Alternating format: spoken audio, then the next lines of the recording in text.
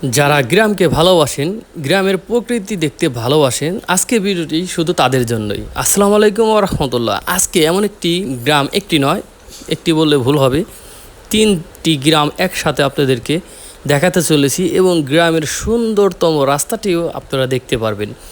তো যারা গ্রামটিকে চিনেন অবশ্যই জেনে গেছেন, এটা আমি শুরু করেছি দাউদপুর থেকে, নারায়ণপুর হয়ে সুজাপুর যাব। তো যতবার এই ভিডিওটি দিয়েছি ততবারই ভালো লেগেছে। আসলে গ্রামে এক সাইডে চক আর এক সাইডে বাড়ি, মাঝখান দিয়ে রাস্তা, এরকম পরিবেশ কার না ভালো লাগে। যারা গ্রামের প্রকৃতি ভালোবাসেন তাদের তো অবশ্যই মায়ায় পড়ে যাবেন এই গ্রামটিকে দেখে। আমার তো মনে করেন যে আমাদের পাশের গ্রাম, তারপর আমি মাঝে মাঝে যাই শুধু এই সৌন্দর্য দেখার জন্য। গ্রাম বলতেই সুন্দর, সকলের গ্রামই সুন্দর। যারা গ্রামে থাকেন তারাই হয়তো বা বুঝতে পারবেন, আর যারা শহরে থাকেন বা প্রবাসে থাকেন নিজের গ্রামকে ছেড়ে, তাদের কষ্টটা তো অন্য লেভেলের।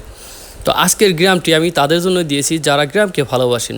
তো আমরা কিন্তু কথা বলতে বলতে অলরেডি আমরা সুজাপুরের দিকে রওনা দিয়েছি। এই সামনেই মসজিদ রয়েছে, খুব সুন্দর, এটা নারায়ণপুরের মসজিদ। খুবই ভালো লাগে এই মসজিদটা দেখতে। এই মসজিদের সামনে অনেকগুলো গাছ ছিল, যেখানে নাকি ছোটোবেলা আমরা অনেক রকম, অনেক প্রজাতি বাদুড় থেকে শুরু করে পাখি দেখতাম।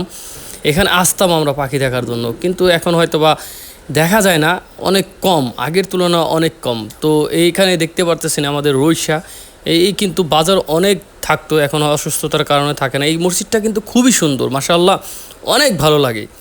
এই মসজিদের সাইডে যে গাছগুলো দেখছেন, এই গাছগুলোর কথাই এতক্ষণ আমি বললাম। তো গ্রামটা কেমন লাগলো, পরিবেশটা কেমন আপনাদের লাগলো, আর যারা নাকি এই গ্রামের বাসিন্দা তাদের তো অবশ্যই ভালো লাগবে। তাদের তো ভালো লাগার মতনই গ্রাম দেখে এখানে তারা থাকে, ভালোবাসে। তো আমার গ্রাম পছন্দ দেখে আমি গ্রামে থাকি। যারা গ্রামে থাকতে চান অবশ্যই কমেন্টে জানাতে ভুলবেন না। সুন্দর গ্রাম বলতে বলতে প্রায় শেষের দিকে চলে এসেছি গ্রামের, কিন্তু আমি এখান থেকে ভিডিওটা শেষ করতে পারতাম। চিন্তা করলাম যে আরেকটু দেখাই আপনাদের, সামনের দিকে যাই।